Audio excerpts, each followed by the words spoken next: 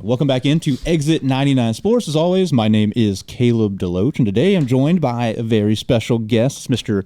Ty Crowden. Ty, welcome back. Yeah. Appreciate it. Yeah, thank you. Thank you for joining me. Ty is an assistant coach for the Jackson track team. Very, very successful season. Guys coming off the state finals just a few weeks ago now at this point, time of recording.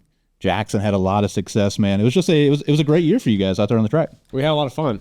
I had kids that worked really hard in the off season and kind of reaped the reward of it throughout the season. So we had a good time. Yeah, I mean, we can just start there at the end a little bit. You guys, guys' side especially had a really, really big showing. You have no secret. You have two kids that are about as fast as anybody we've ever seen in Southeast Missouri, Barrett and Blaine Reagan. That'll help out in any team total or any individual event, how they finish. But, I mean, you guys had a dominant state meet all the way through the postseason. You just had kids in all events across all disciplines. Obviously, you focus more on the running side of things. But, I mean, that state meet, you had kids everywhere competing at a high level, really competing to finish on the podium in every event. Yeah, absolutely. We had several across different events, and you can go into the state meet and look at the rankings and see kind of where kids are expected to finish. But at the end of the day, you just got to show up and do it. Put your foot on the line or get in the ring and throw. And we had kids that really stepped up, and they did a good job on that day. Yeah, and it was, this time last year, I had you here. We were talking about a really successful season. You had guys like in that state meet, Blaine Reagan was a state champion. He ran 47.05 in the 400. Unbelievable. He also finished 6th in the 100. His brother Barrett got 4th. He was also sub 48, which is crazy. The 4x1 was in the final. There was a lot of girls across, distance. Amelia Fox and pole vault, Emmy Gross in throwing. She performed really well. But, you and I talked about there were some guys, especially, Blaine, Barrett, et cetera, like these guys who were performing at a really high level, but as their coach, you knew that there was a step that they still could take, and you kind of saw that flesh out here this season. Yeah, absolutely. We knew we could still make some progress, and I knew there's several that maybe didn't do as good as what they wanted to at the end of the season last year, and they kept that on their mind as they worked in the off season, and were kind of able to flip the script a little bit this year when we got to state meet. Yeah, and as a coach, how does that go? And you were, you experienced as an athlete too. I mean, competed at a very high level. So you expect when you see a kid that comes in this case, as freshmen at a high level, hey, they're going to, in running, let's say, Barrett was like 49 as a freshman. You're like, hey, he could be in the 400, could run a 48 or a 47. And by the end of this, like it could be somewhere crazy. But a lot of times it doesn't necessarily work that way in high school where it's super just linear. Like you're just boom, boom, boom, boom, getting bet. Like a kid scores 6 points a game as a freshman. That doesn't mean they're going to be scoring, 18 by the time they're a senior. How do you kind of balance that expectation but keep pushing those kids forward whenever they have that potential in there? Yeah, it can be challenging, and the answer is probably different depending on each kid. In general, I would say expectations can be a thief of joy. And so I try, we all make goals. Yeah.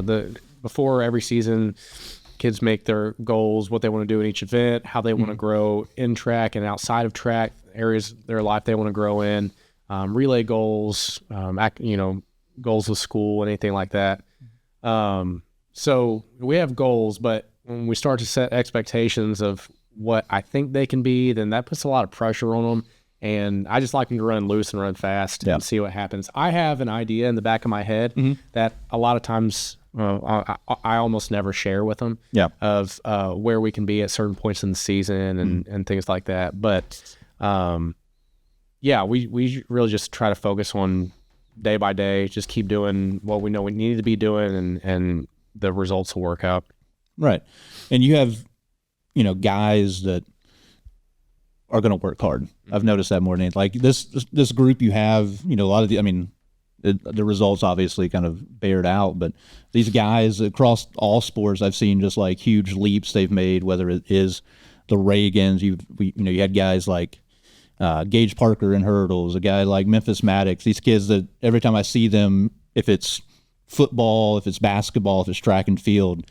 At the end of the day, I feel like with high school kids, the buy-in to getting better is kind of the biggest obstacle to overcome. For sure. I would say absolutely from the kids, but from the parents, from the other coaches in the districts as well. I mean, the whole circle around these young athletes. I mean, everyone seems to buy in, and that support. There's a lot of schools. You know, I've been at schools that have it. I've been in schools that don't. Yeah. But that definitely makes a difference in the success that the athletes are able to have at the end of the day. Yeah, and you mentioned community. Obviously, the city of Jackson as a community, they do love all athletics across the board. They show up, and it's a big part of the culture.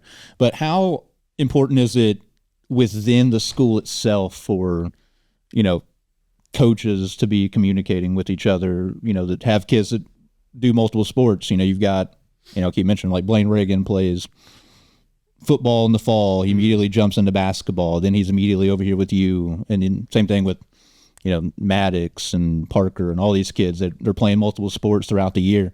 How important is the communication kind of within the school community, the coach community for you guys? Yeah, especially with those athletes that do multiple sports. It's so critical. And we're thankful. We feel like we can communicate. And at the end of the day, each coach wants what's best for their sport, their own sport, but also we have to be able to step back and say, well, okay, what's best for the athlete? Yeah. And at different points in the year, that might mean different things for different athletes. But being able to just put ego aside and say, hey, here's what this athlete needs right now, and that's really huge. Yeah. So get into a little bit here. Remind me again. So what groups do you work with in track? Yeah, so I do any sprinter that goes up to the 400, and then any hurdler that goes up to the 300 hurdles. Okay, so guy and girl. I'm sorry, male sprinters. You just do 1, 2, 4. Okay, guy sprinters 1, 2, 4. If they only go up to the 2, they stay with Coach McDowell on the male sprinter side. Okay, and then male and female hurdlers, I go up to the 3s. Okay, so yeah, so and I from my point of view, it might just be because of how into it I was myself this past last year, coming into this year. It felt like there was as much as there can be, like track and field. I feel like a lot of times does get lost in the shuffle, especially throughout the year whenever you got football, basketball. But it felt like there was a lot of momentum carry over in the track team, just people being invested, especially like kids being invested in this year's, coming into this season, maybe springing off of some of the success you guys had at the state meet last year. Like, did it feel like participation, things like that, where like kids were engaged here pretty early on? Yeah, absolutely. I think the state meet last year was such a good experience for multiple reasons. But one, a lot of the younger athletes that hadn't been up there, they got to go up there and have the experience. Okay, this is what state's like. This is what I can expect. And then now they want to get back to training a little bit. And when we get back up to state, now we're ready to kind of handle business, and we're not so shocked or nervous or anxious and anything like that. So, I would say that's a huge part of it. And again, just kids being willing to work. And, parents being willing to get them to practice and things like that. Absolutely. Yeah. If I do anything with this podcast, my only goal is to be like a propaganda machine to like make kids go out for track and field that are good athletes. We appreciate it. I just want all the fast kids to be out on the track. That's all I want. So to go along with that, this is a dumb question, maybe. Like, are kids getting faster? Are all the kids just faster now? Like, I just look at all the times. I mean, your kids, I mean, they just broke every record ever this year. But like here, Cape Central, Breon Clemens there, I think he is their all-time school record holder, I think, now in the 100 and maybe the 200. I think they have Notre Dame, the Hudson Dennis kid, he ran first kid ever under 10 or under 11 seconds there. Taraji Riley won a state title. Okay, like, it's just all are the kids just all faster? Kids are getting faster. They're just faster. Kids are getting faster. You can dive into different reasons or schools of thought on that, but at the end of the day, the numbers don't lie, and kids are getting faster. It just feels like it's crazy. Every meet, it's like, oh, okay, so the time that would have won this race 10 years ago wouldn't have qualified for the final. Okay, that's great. Like, it's great. Like, I said that looking at looking at the 100, I guess I was probably talking about class 5, looking at the 100. I was like, you're not going to get in the final if you run, like, you have to be 10.9 or faster to get into the final. Oh, absolutely. And that's just mind blowing to me. Cause like I said, we had in my mind, like we had a standard, we joked about it earlier, talking about Brandon Wright. Whenever we were in school with him, he was the fastest kid in the 100, the 200, 400. And I went back and I looked at the state championship whenever he was a senior, when I was a senior, and it was a disgusting weather, by the way. We'll get to the weather here in a minute, talking about every year the weather is bad. But I think the championship time was like 11:03. It was at the highest classification was the winner, the gold medalist ran like 11:0, and I'm just like, this doesn't make sense. That's still fast. That's unbelievably fast. And all these kids are faster than that somehow. That's just like unbelievable. Like, is there, like you said, it can be whatever, something, I don't know, in the water, but it's got to be a little bit too of like training and the way I feel like maybe coaching's getting smarter than it was like throughout the years, the way you guys do stuff. Could you attest to that at all? You feel like? I would say it's at least a piece of it. Yeah. But yeah, I mean, getting your best athletes out is a big part of it. Yeah. Genetics, training, nutrition, recovery. It all adds up. And then when you're seeing more and more of it on social media, right? So that kind of feeds into getting the best athletes out, when there's more coverage, or like when you're covering track and field, that's certainly helpful. And like, oh, well, this is being covered. This is a cool thing to do. Yeah. Who's Barrett Reagan? Who's Memphis Maddox? Who's Brayon? So all those things I think definitely add up. But like I said, different philosophies behind it. Or reasons why, schools of thought. Bottom line, kids are getting faster. Kids are getting faster. It's just, it blows my mind just looking at the time and stuff. It was unbelievable. So let's, I guess we can kind of dive into some of the individual stuff, things like that. So, I mean, the place you have to start is Barrett Reagan for you guys. I mean, 100-meter state champ. He's part of the 4x1 state champ team. He second in the 200. And that was a guy you and I talked about specifically last year. You're like, there's really something here. And if we get the next 12 months of like working it out and getting into it like all the time, getting deep into this, like something special could really happen. And I mean, that happened. Like it worked. whatever you said, you were like, hey, if we get after the next 12 months with this kid, he can do some special things. Those 12 months happened. Yeah. I mean, I came out to Notre Dame the very first meet of the season. It was great weather at Notre Dame. That was a great start. Yeah, that helped out a lot. It wasn't 45 degrees, but first meet of the season, he comes out. He runs 10.62.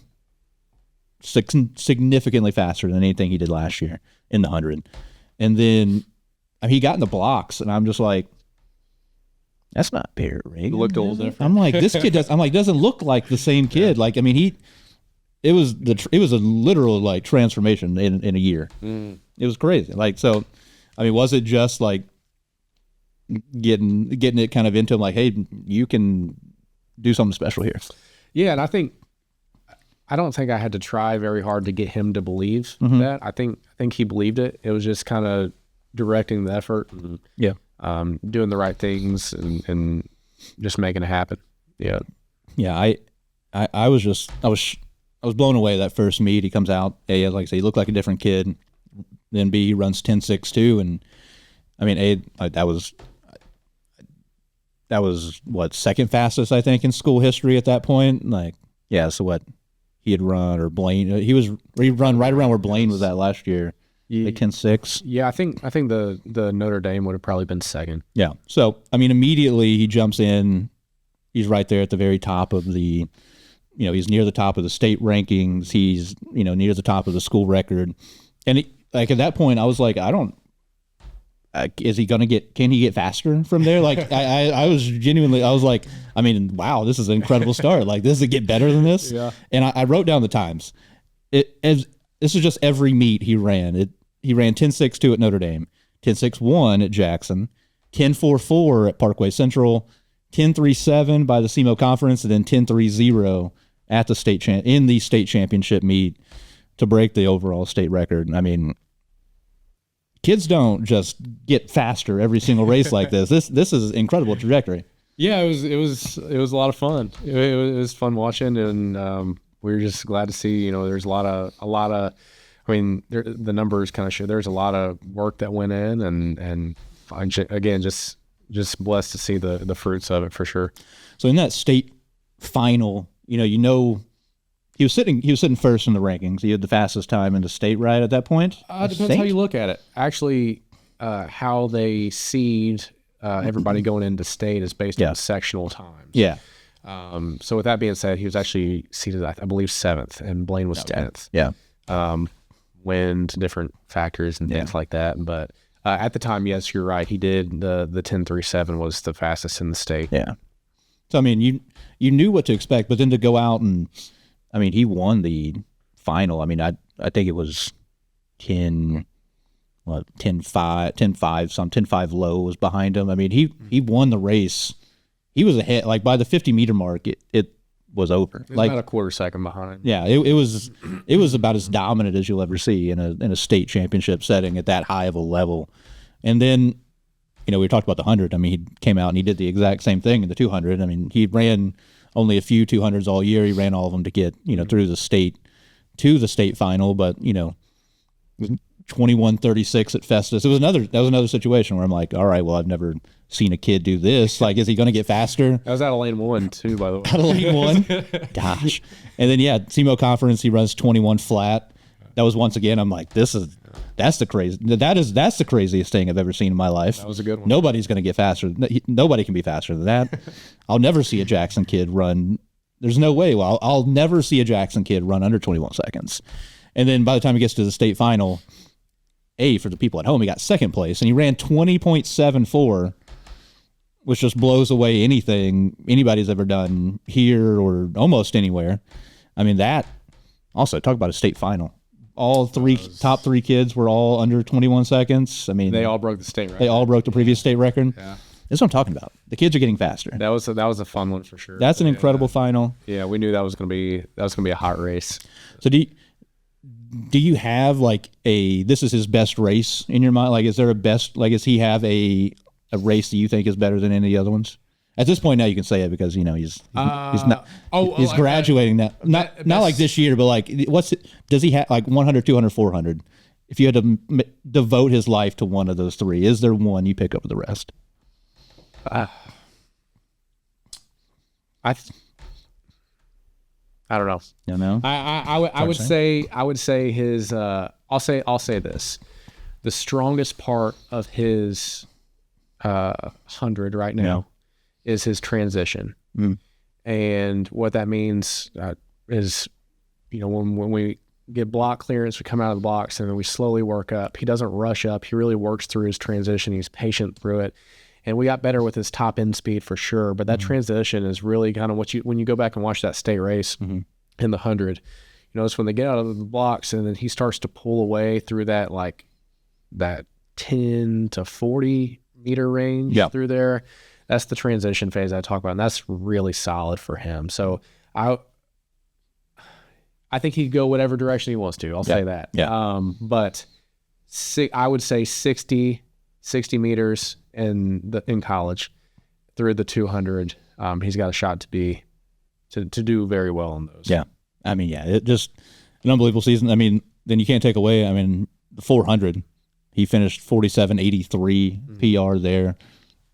I mean, once again, we talked about it before we started this.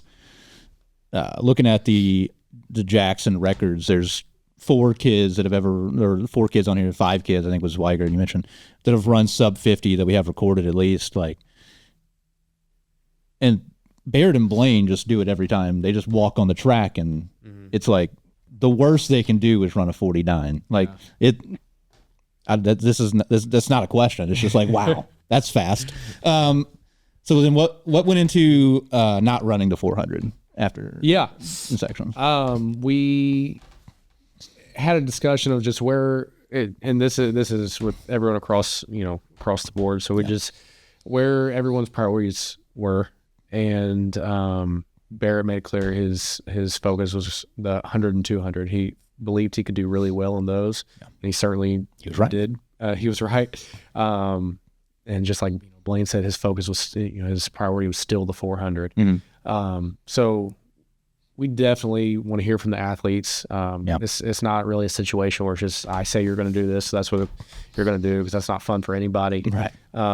So they put in all that work, and they should definitely get some say in being able to pursue their priorities, whatever those are. Yeah, that's important. I feel like, I guess we were probably at the tail end of it. People always talk about the olden days and things like that, how hard they were. Like, I feel like that's something that also goes into these kids performing at a higher level, is listening to the athletes. A kid says, hey, this is tight, such and such, like, you're not going to just go make him then go run another race where he's being super explosive. Like, that collaboration, I feel like, is something that maybe is a little bit newer for coaches and athletes, that relationship, but is probably about as important as anything. And it's like you talked about a while ago, getting athletes to buy in year round, really, you have to have that it has to be collaborative. Yeah. If not, a dictatorship isn't something that's very easy or fun to buy into, especially, 12 months out of the year. Right. That. So, definitely want to hear from them on those things. Yeah. So then you had a reigning state champion in Blaine Reagan also on the team this year. I'm sure it was, maybe, I don't know if it was frustrating for him or what. Like, it took a while to get out there on the track. I put down his first race was at the end of March in the 400 at Festus. Coming out banged up early in the season. Did that, what effect did that have, like, on maybe on the training or just like his performance there, especially early on in the season? Yeah, for sure. I mean, if our athletes aren't healthy, we can't be fast. Yeah. We can only be fast if we're healthy. So we definitely had to just take things easy, get his feet back under him, get him loosened up a little bit, and he was kind of tying his hips. He had some groin stuff going on, things like that. So just getting him healthy was step one. And then at the end of the day, track season is not a very long season. No. So there's really only, especially if you're getting a late start, kind of like he did, there's really only so many things you can do to get him where he wants to be or needs to be. So, we feel like we did the best job we could have with the situation we were dealt with or with the hand we were dealt. So, that's kind of where we're on Blaine. I mean, the progression was great too. I mean, he set PRs on the 100 and the 200. And he went, 10-5. At SEMO conference. Okay, another Blaine-related question there in the state final.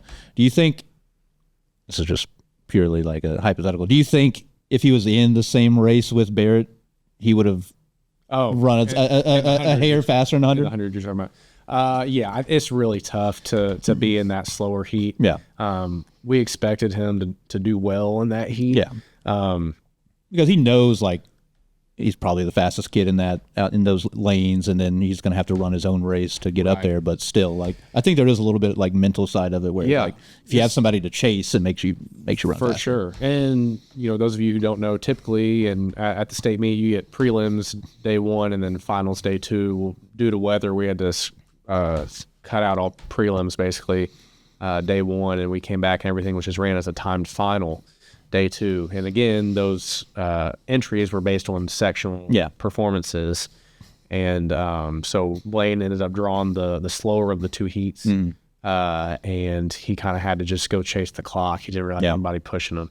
So that's definitely tough. Definitely tough. Would have loved to have seen him in the faster heat. But again, that's the hand you're dealt. You just got to go do the best you can with it. And he certainly did. And you mentioned it. That had to be a kind of it looked insane there on the first day of what should have been the state track meet. The weather got crazy there when they had those kids out there running the poor 4x8 kids. Yes. Some of them I thought were going to just get washed away there into the infield. It was a tsunami out there for the first day of the track meet. Like, what was that like? Just being like, all right, let's get warmed up in the pouring down rain. Just kidding. Let's shut it down. Let's go. I don't know what was the schedule like as far as, because then the second day, I mean, even you had let's get out here. Nope, we have a delay for like 2 hours, something like that. Let's get back out here. What was that managing it like there at the state meet? Yeah, just trying to keep everybody locked in. Hey, we've still got a job to do, and the big push for our athletes was, hey, everyone is going to handle this differently. This is a great opportunity for us to make a jump on maybe some athletes that are better than us that aren't handling this properly. Right. So just staying locked in, keeping their bodies ready to get back and compete. We viewed it as an opportunity to kind of make a jump on some people that weren't quite as responsible. Yeah. And then what, I don't even, did you guys just all have to go in a gym or something like that whenever it did get delayed there the second day? Yeah. So how'd that work? For the most part, everyone was on the bus. Okay. All the teams went back to their buses. What we actually ended up doing is we went off, we found a park with a pavilion, and we got under that and allowed the kids to kind of get out and stretch and move around a little bit. For those that haven't sat on a school bus in a while, sitting on a school bus is not maybe the greatest warm-up for running fast. Right. And we took a pretty decent amount of kids up there this year. So the bus was pretty full, and so we just wanted to make sure that it didn't feel similar to being on a 2-hour bus ride and getting off and trying to run your best. Exactly. So there's the final. Blaine gets third in the 100, third in the 400, which once again, we talked about the 200 being insane. 400. Oh, it was hot too. Yeah. Insane. But the top two kids both ran under 47, both ran 46, and then Blaine runs 47:35, coming in third place. I mean, once again, that's a sentence that I just never thought would make sense in my brain, being like, yeah, it's 47:35, only third place. That's crazy, but also like, and they're all coming back. And they're all coming back. Exactly. Yeah, because it was the kid from Lee Summit West who put up crazy. He won the 200 as well. He had an incredible meet, insane meet, and the Lee Summit West team was the second fastest in the nation in the 4x200 or something like that. In the 4x2 second. They were trying to make a push for that national record. I believe Duncanville out of Texas has it. And then ahead of Blaine also was the guy that the person I feel bad for here is John Moss. That kid can't buy a break. Last year he gets caught at the tape by Blaine, literally beat him by I think 100th of a second. This year, the kid from Lee Summit West, Perkins, I think his name was, just had the season of a lifetime. Comes out there, John Moss is like, all right, I ran 47.0. That wasn't good enough. Now I'm going to run 47 or 46.8 or 9, something like that. Still gets clipped by the kid from Lee Summit West. Yeah. I feel bad for that kid. That was a great race too. Unbelievable. Incredible athletes. And and we talked about it. Blaine, it feels like just kind of ran out of runway for his progression in the 400. It took a while to start seeing the results. Yeah. By the end of the season, this is the postseason, he ran 47.7 in districts, 47.37 in sectionals, 47.35 at state meet. Yeah. Once again, it felt like, hey, if he would have started where he was, probably by the end of the year, it's like, hey, this kid could have done crazy numbers as well here. Yeah, it kind of goes back to just track is just such a short season, and staying healthy is the biggest thing, and really, so you mentioned those two. You had Harrison Perkins and John Moss. Those athletes, they run throughout the winter. They run indoor track, and so they're really in a whole different spot in their training coming into the season. Whereas Blaine, was a big part of the basketball team. Had a great season this year.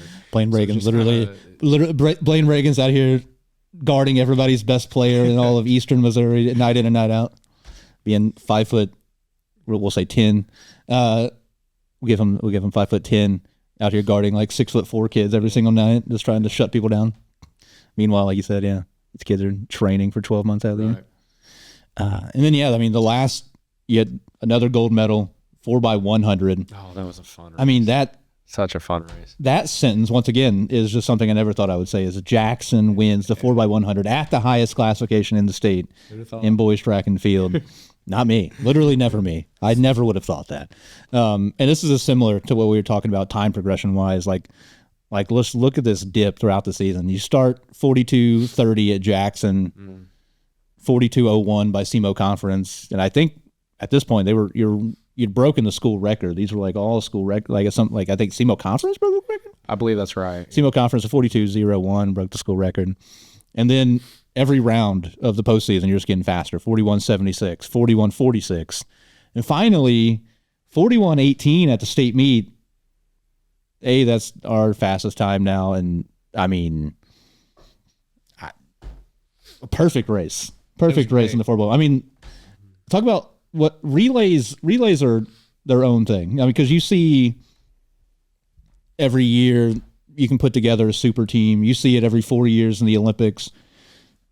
Just because you have the 4 fastest people technically doesn't mean you're going to win a relay race. Right. So especially in the 4x100 where timing, your steps, the handoffs, like it all has to go perfectly, and it all came together beautifully there in that state meet. It sure did. It was fun. Our message to them was, hey, just keep running fast, keep being available. You never know what's going to happen. We went into that race, I believe, ranked 3rd. Platte County was up there. Lee Summit was up there. Yep. And Rockhurst was like 100th of a second behind us in the rankings. Yep. So kind of back to what I said a while ago, the rankings can be whatever. You just got to show up, do your job, see what happens, and it worked out for the Indians. Mm-hmm.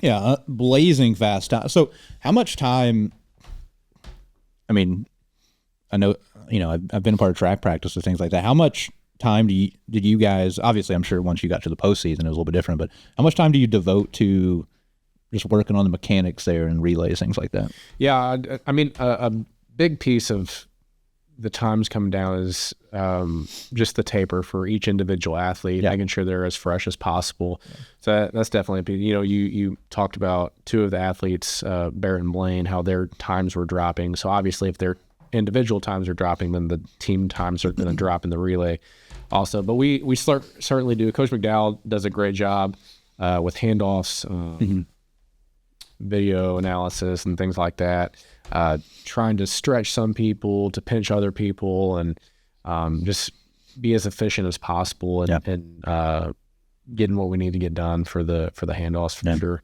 Yeah, Jackson, 4x1 state champs, just blows my mind still to say it. Also, you mentioned you got to be technically sound because you guys were running near the middle of the track. The team on either side of you didn't even get the baton to their final leg. So, I mean, that is just, like you said, being available, doing your job. In relays, that is one of the few times in track where it really does become a team sport. For sure. The athletes were really motivated for that one. Lee Summit is who we have several football players in our 4x1. Yeah, they had both the Hatfield kids on their team. Yeah, absolutely. I saw that. So there was some motivation there to try to get them in the 4x1. We knew that we'd have to run really well. But I was videoing the race, and as came around, Jalen Hampton came around 3rd leg. I'm like, oh my gosh, I don't see anybody else. I think we can do this. Yeah, we got a shot, and you can actually hear me on camera, hear how surprised I was. But again, that was our message to the kids: just keep doing your job, handle the things that you can handle, and then see what happens. Obviously, based on the people you have in the spots, it's going to also be kind of a dumb question, but what is the thought process? Obviously, you said Coach McDowell works with a lot of this, but what is kind of the thought process in the order that you run the kids in? Yeah, once again, it helps when you have 2 of the 3 fastest kids in the entire state of Missouri starting and finishing for you. But what is kind of that thought process that goes into it? Yeah, for sure. I promise there's data behind it. Yeah, I promise it's not. I feel like feel like we ought to just do this. A lot of people are like, well, why don't you have Barrett as anchor, or why don't you have him as second leg, and things like that. Well, like I mentioned a while ago, Barrett could have a very great collegiate career in the 60. Right. I'm a firm believer that he was the best starter in the state this year, and so we felt confident having him come out of the blocks. We believed in him, and he really did his job well. Yeah. And because that was the first thing whenever I'm standing there in front of the TV watching it. I'm like, okay, I know we're going to get a good start here, but I mean, by the time he hands it off to Memphis, he's made up the stagger on the guy right outside of him. For sure. We know that Memphis does a really good job when he's relaxed. And so if we get Barrett with a great leadoff leg, and then we get it to Memphis just before the end of the zone there, and he's relaxed, that's when he runs his best. And so if we can get, if we can pick a couple guys off, on that first leg, then we really see Memphis' shoulders drop down. We see his body language relax, and he starts to really run fast that way. And then we get it to Hampton. Hampton does a great job running the curve. He stays tight at the curve really well. He's always consistent, taking off. As far as for his exchange, there's always a consistent exchange with Memphis and Jalen, and his job is just to get it to Blaine and within reach. Yeah, something you mentioned, it is like a mental thing. I don't know, like there's technical side of it, I know, but some kids just aren't very good at running curves, and some kids are better at it than others. Absolutely. Like, and you see that at like I said, at the national level, things like that.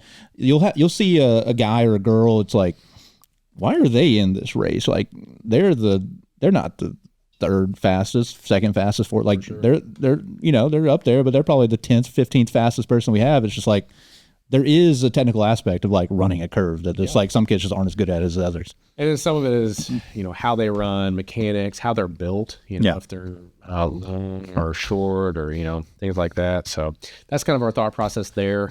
We flirted with the idea of moving Barrett to second leg a little bit. Then we time 30-meter block starts. And so we did some math, and it was kind of a wash with what we decided was just to leave him there because it was a wash based on time and data that we had on hand.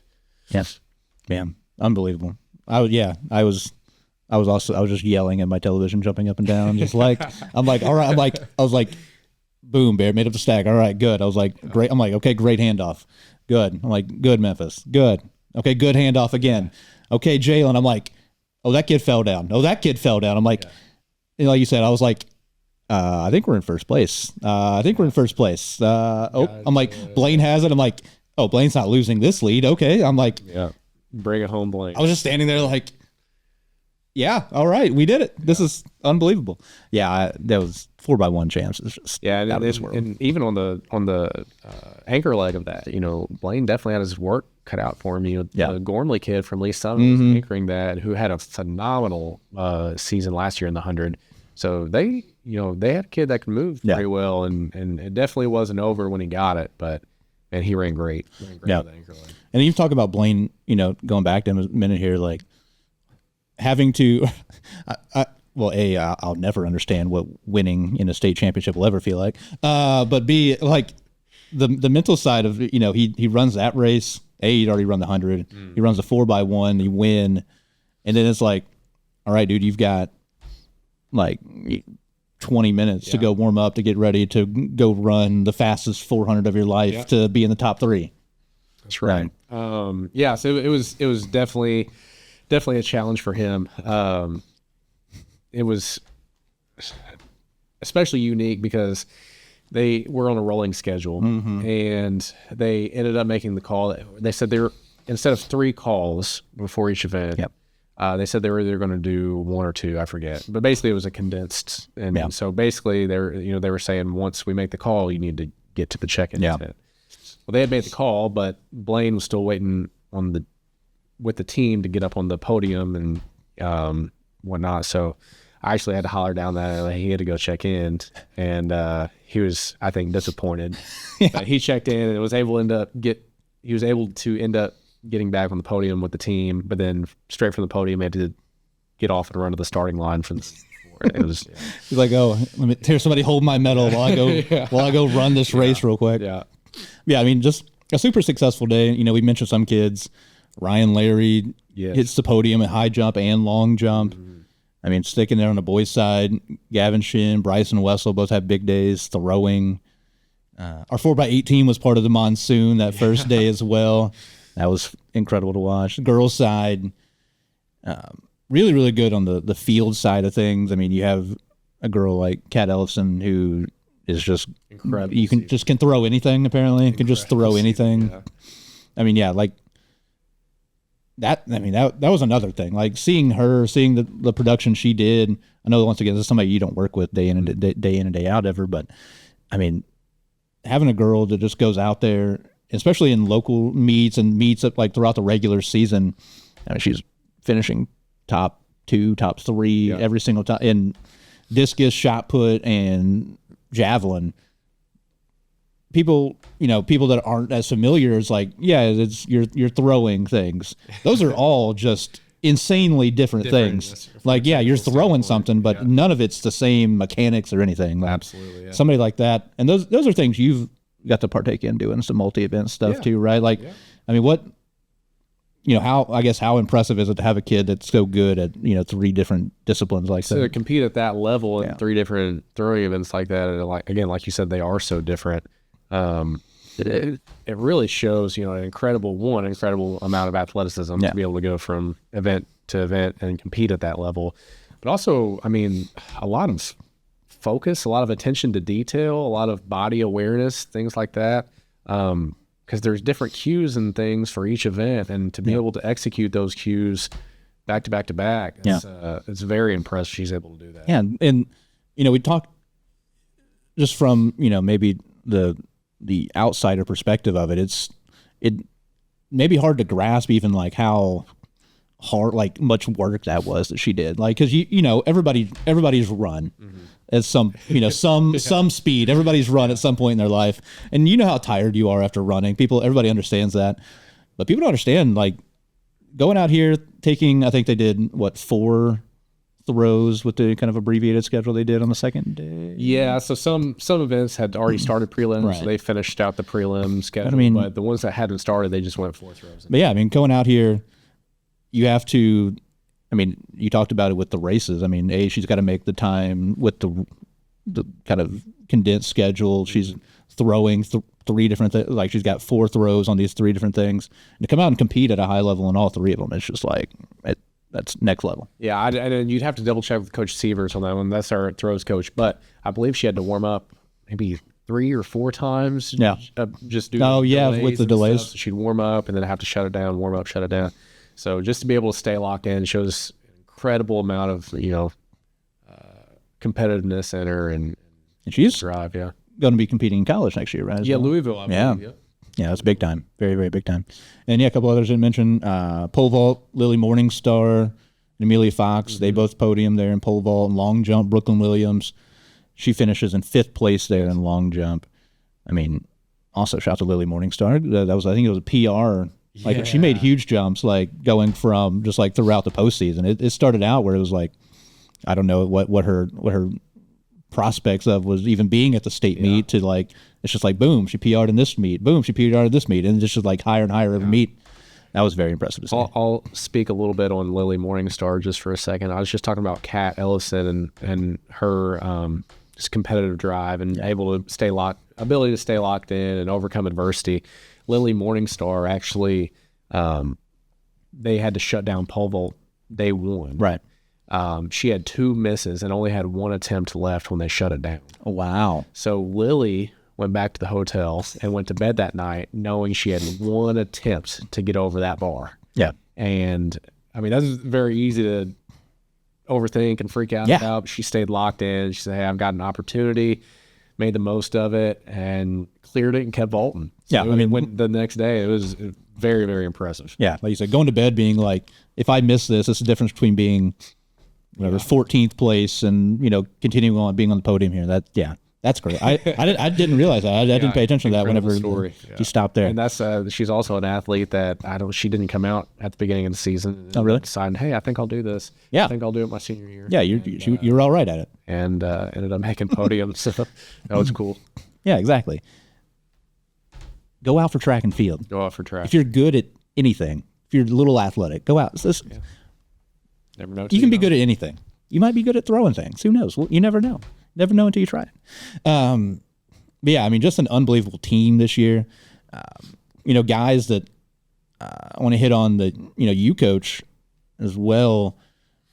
Gage Parker, Memphis Maddox there in the 300 hurdles. Mm-hmm. A couple guys who just every single meet, it was just like, I was like, oh, well, I was like, okay, this kid's pretty good at 300 hurdles. All right, that's good to see. We haven't had somebody maybe at this level in a little bit. Okay. Yeah. Like, oh, Oh, wow, he's getting faster. Oh, wow, you got faster. They just broke the school record. And then, boom, they're here in the state meet here at the end of the year. Yeah. Like, I mean, just seeing, I mean, the level they were at. And these are two guys that had they hurdled before then going into the season? Yeah, Gage hurdled last year as a freshman. Did a really good job for us. I believe he ended the year, I forget if he was 42 range. I'd have to go back and look and see what he did last year, but definitely dropped down well this year. And then Memphis actually started hurdling, I want to say February.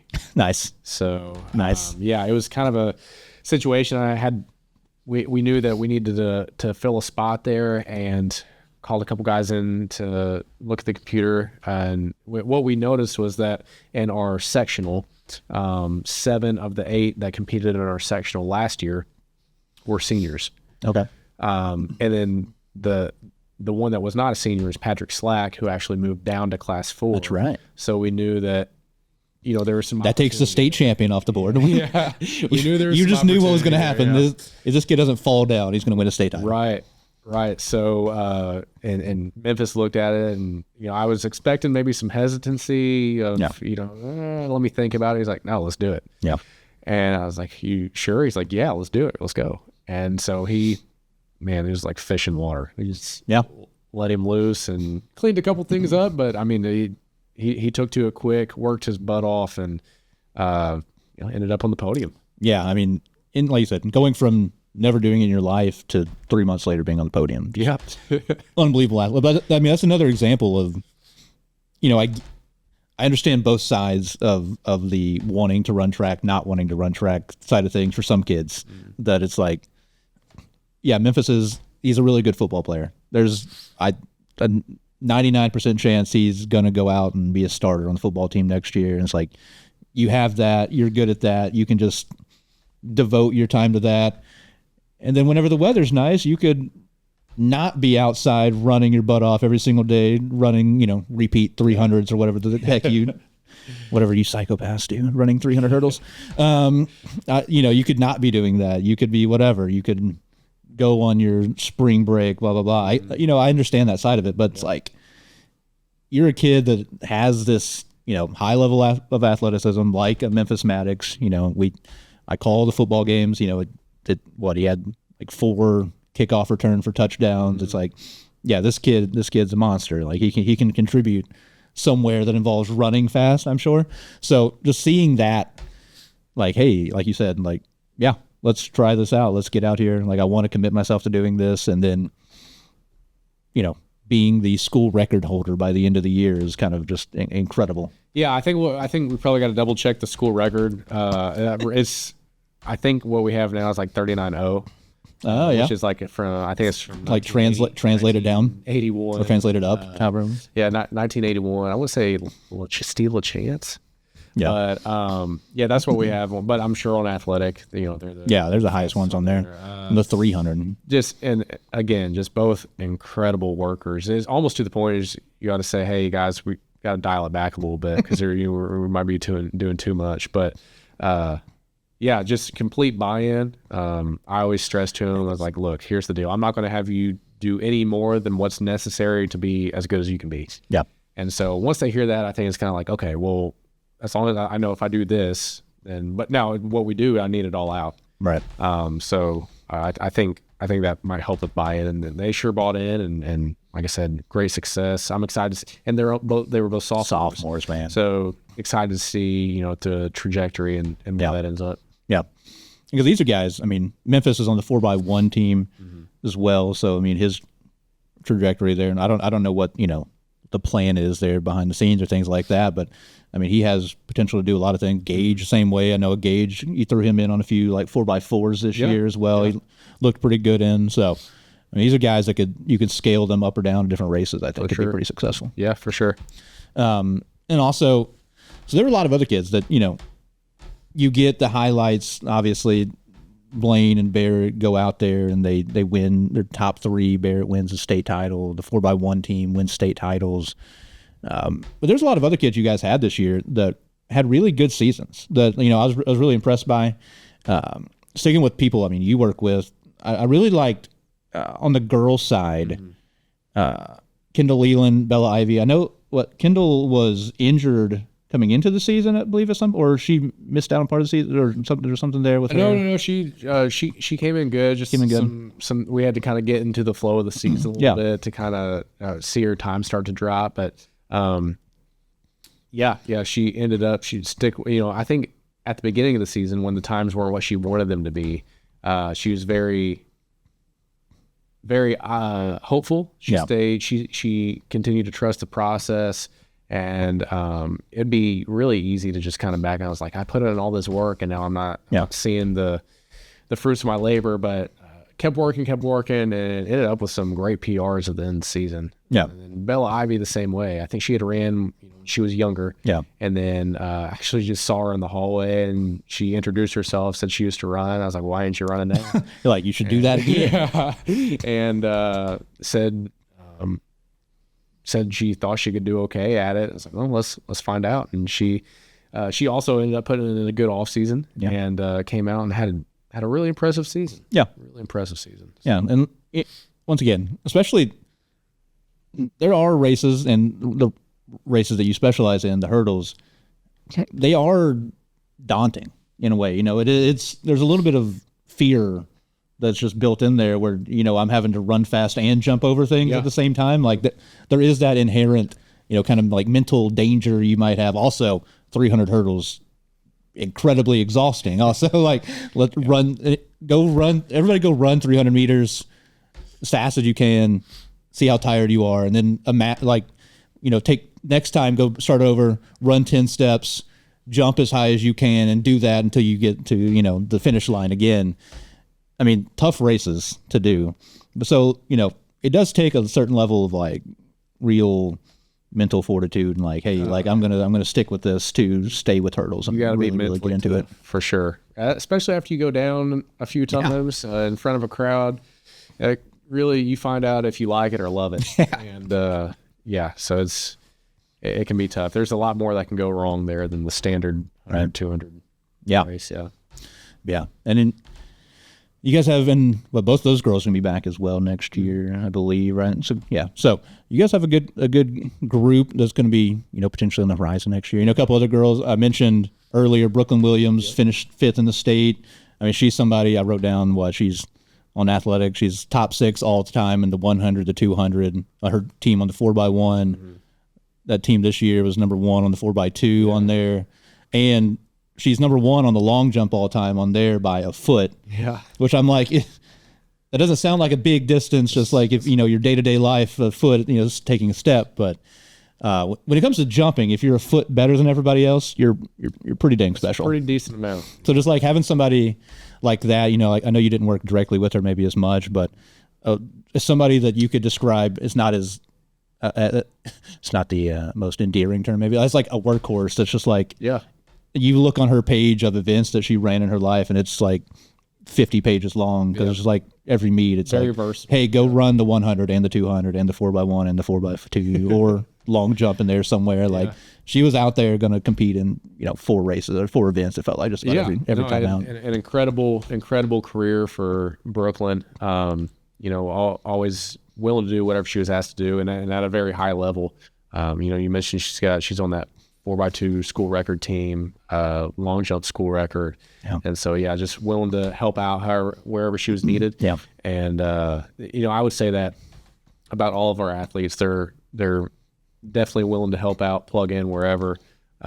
We use the term little blue truck sometimes, little farm truck, just whatever you need, it'll get it done.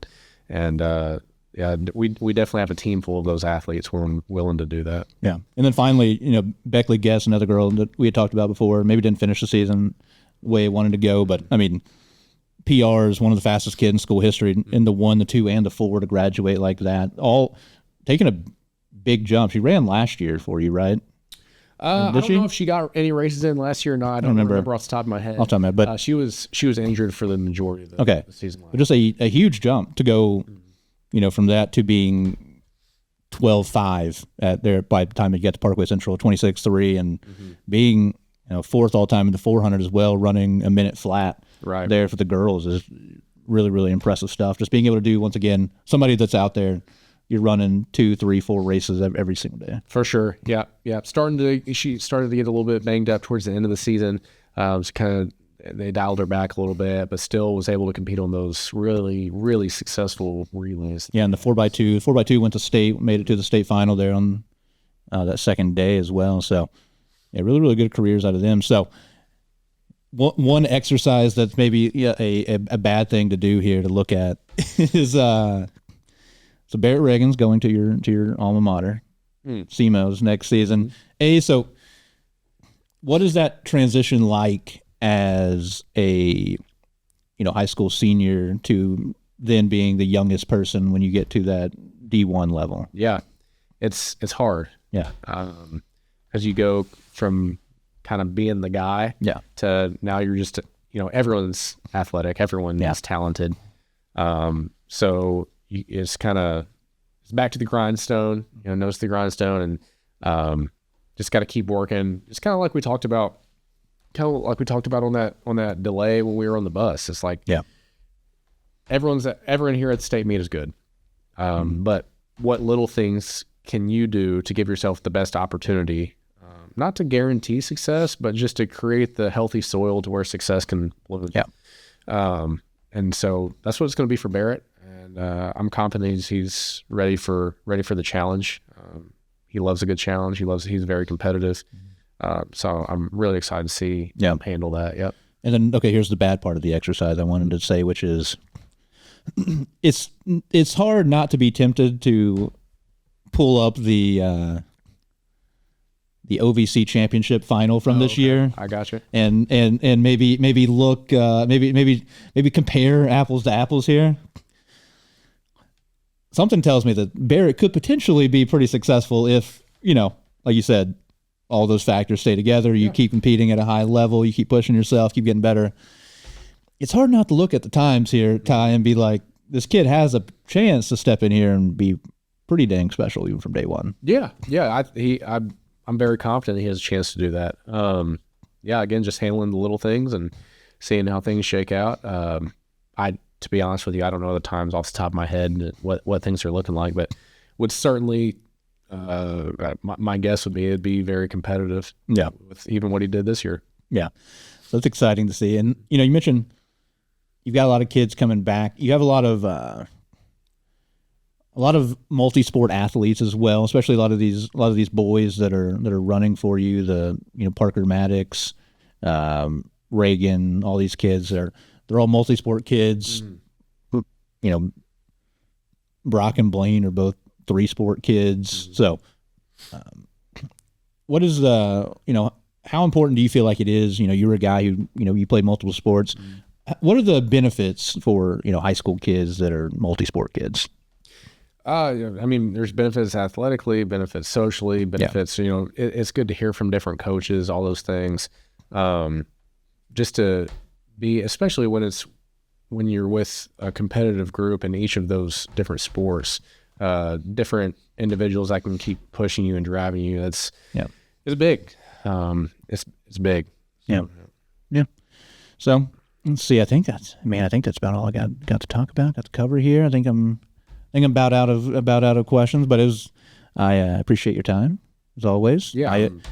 I thank you for coming out here late in the evening. For those that are watching, nobody knows that it's currently 8:05 p.m. But yeah, I appreciate it. It's been a lot of fun. I enjoy watching your guys' track team. It's always, especially now, like I said, I ran back in the olden days. I got to watch some pretty good athletes, but now seeing kind of the level you guys are at, it's really, really cool. You guys have them competing at a high level, and so it's been a lot of fun. And I got a long way until the next time, but I'm excited to kind of see what happens next year as well. Well, I sure appreciate you having me on. I mean that, and I'm deeply appreciative of the coverage for those athletes throughout the season. Track can be a tough sport, and that it can get kind of swept under the rug. And a lot of people maybe you can go out to a meet and not really know what's going on, or when things are going to happen, or what's good or what's not good.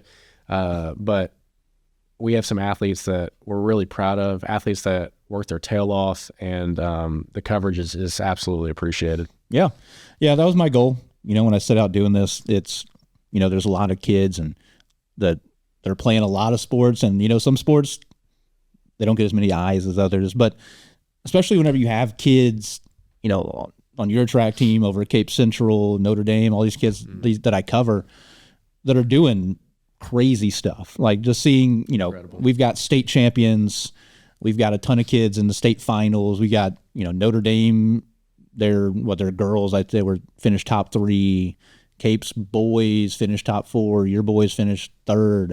Like we have really, really talented kids, and there's only so many voices or pins out there that can write things, say things about them. You get a couple of articles maybe here about a Barrett Reagan, but it's like I'm just sitting here like somebody has to talk about this kid because he's doing things that you just might never see again. So that was always my goal, and I appreciate you always entertaining me and bringing or coming out here with me and talking stuff, and also entertaining me bothering you about it while you're at track meets, things like that too. All good. You ain't bothering me at all.